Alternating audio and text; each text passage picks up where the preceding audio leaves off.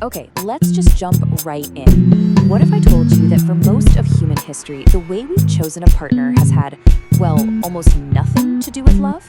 It sounds crazy, right? But we're about to explore this huge gap between our romantic ideals and the real-world rules that have actually governed partnerships for thousands of years. And trust me, history tells a very, very different story than the one we're used to. Yeah, the most beautiful girl in the world. I mean, we all know this phrase, right? It's straight out of a fairy tale. It's in countless pop songs. It's the heart of so many love stories. It's this ideal of perfection, and it's just so deeply baked into our culture. But here's the big question. Is our search for a partner really this romantic quest for perfection? Or is it something else entirely? And that right there, that's the core tension we're diving into. It's this massive clash between the ideal we're told to chase and the stark reality of how human societies have actually put families together for millennia. You see, this whole idea of the most beautiful isn't new at all. I mean, it has a long and really powerful history. Think about it. It starts way back with Greek myths, goddesses like Aphrodite, Helen of Troy, the whole face that launched 1,000 ships thing. Then, boom, it's reborn in the Renaissance with artists linking beauty to something divine. Fast forward to the 19th century, and the Victorians make it all about purity and fragility. And then, of course, the 20th century, pop music takes over and cements the phrase in our heads forever. It's evolved for sure, but the core idea has always been there. But what's really interesting is how our culture treats this ideal. It's not just a prize to be won, no. It's consistently shown as a source of immense power, and also immense danger. I mean, look at Snow White. Her beauty gets her a prince, but it also nearly gets her killed by a jealous queen. Or think about all those myths from China and India where the most beautiful women had enough power to literally topple empires. The message is pretty clear. This kind of idealization, it's a volatile, double-edged sword. Okay, so let's pivot. Let's step away from that romantic ideal and look at the cold, hard, anthropological reality. Because for most of human history, marriage wasn't defined by love or beauty. It was defined as a pragmatic social contract, a socially approved sexual and economic union, with rights and obligations. That's it. Pretty unromantic, huh? So that begs the question, right? If it's not about love, then why on earth did marriage become this near universal human custom? Why is it a cornerstone of nearly every society? Well, anthropologists have been wrestling with this for a long time, and the answer? It has a lot more to do with survival than it does with finding your soulmate. Now, you might be thinking of the obvious reasons. You know, sharing work between men and women, or caring for our kids who are dependent for so long, maybe to reduce competition between guys. And those are all good theories, but they don't totally hold up, because societies could, and often did, solve those problems in other ways, like through the larger community. So that suggests there's a deeper, more fundamental reason marriage became so common. And here's the leading theory. They call it the incompatibility theory. It basically says marriage evolved to solve a uniquely human problem. Once we started walking on two legs and relying on hunting, it created a crisis. How can a mother effectively hunt for food and care for a totally helpless baby at the same time? It's nearly impossible.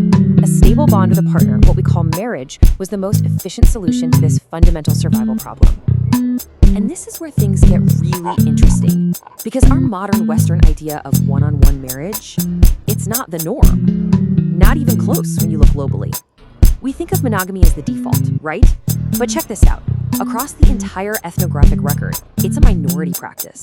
A whopping 80% of societies known to anthropology have allowed for polygyny. That's one man having multiple wives. So why is polygyny so widespread? Well, it's not random. It's strongly tied to specific conditions. For example, if there's high male mortality from constant warfare, it creates a surplus of women. Polygyny becomes a practical way to make sure all women can marry and have kids. Or, in places with a lot of disease, it can be a reproductive strategy. Women choose the healthiest mate available, even if he's already married. And sometimes, it's just straight up economics.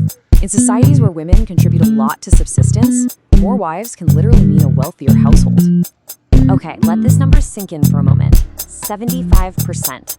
That's how many societies known to anthropology involve at least one major economic transaction as part of a marriage. So we're not talking about a minor detail here. This is a core, fundamental component of the institution for most of the world. And that economic transaction usually takes one of two forms.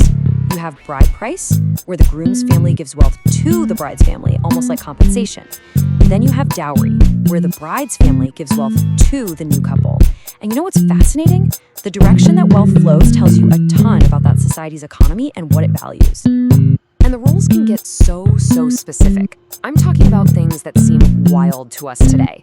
For example, many societies don't just have a word for cousin. They make a huge distinction between parallel cousins, that's the kids of your dad's brother or your mom's sister, and cross cousins, the kids of your dad's sister or your mom's brother. And get this, marrying one type might be completely forbidden, while marrying the other is actually preferred. It's all about keeping property and family alliances tightly controlled. So what about personal choice in all this? The whole idea that you get to pick your own partner based on love. Well, again, that's a pretty modern and frankly minority view. In almost half of the world's societies, marriage isn't an individual choice at all. It's a strategic arrangement made by parents or elders. And all of this brings us right back to where we started, with the most beautiful girl in the world. Because feminist thinkers have argued for a long time that this ideal was never just some harmless romantic idea.